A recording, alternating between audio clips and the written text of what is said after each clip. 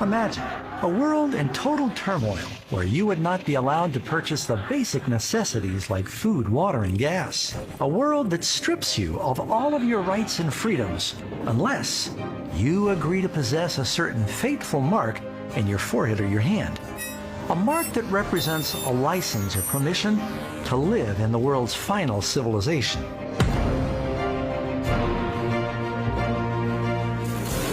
You have probably heard about the infamous Mark of the Beast and the ominous number 666. Where did it come from? Why is it so dangerous, and how do you avoid getting it? In fact, how do you know you don't have it now? The Bible says that in the end of time, everybody will be required to receive the Mark of the Beast. And if you don't receive this mark, at first you won't be able to buy or sell, and ultimately you'll be killed.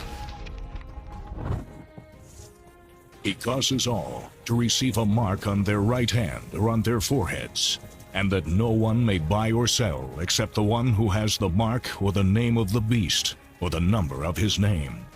In fact, verse 15 says those who don't worship the image of the beast should be killed.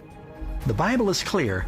Death would be preferable to the curses that fall on the one that receives the mark of the beast. But how can you avoid receiving this mark if you don't even know what it is? There are a lot of misconceptions about what the Mark of the Beast is.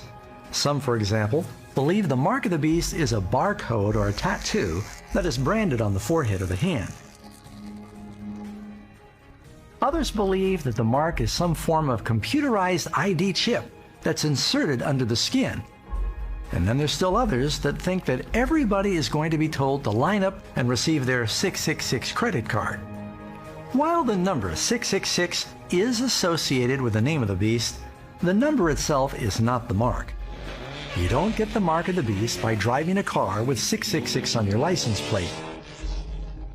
And you'll probably not be struck by lightning if you sit in seat number 666 at some arena or sporting event.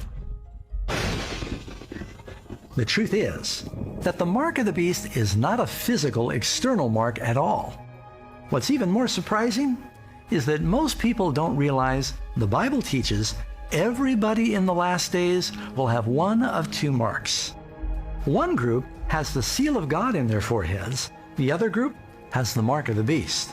The seal of God is having the law of God in our hearts. And these words that I command you today shall be in your heart. You shall bind them as a sign on your hand, and they shall be as frontlets between your eyes.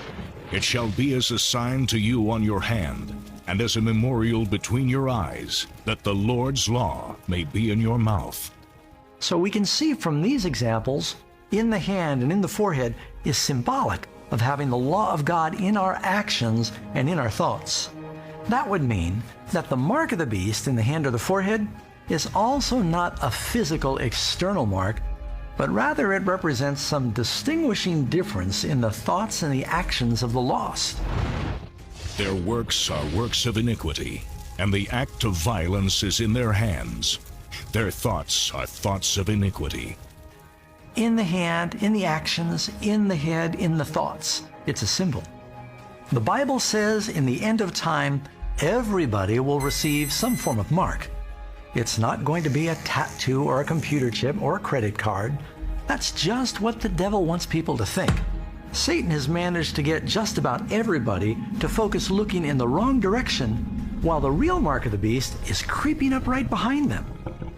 So what does the mark of the beast symbolize? Nobody has it yet, but soon many will. You need to make sure it's not you. There are few subjects that are more misunderstood, and very few subjects that need to be understood more.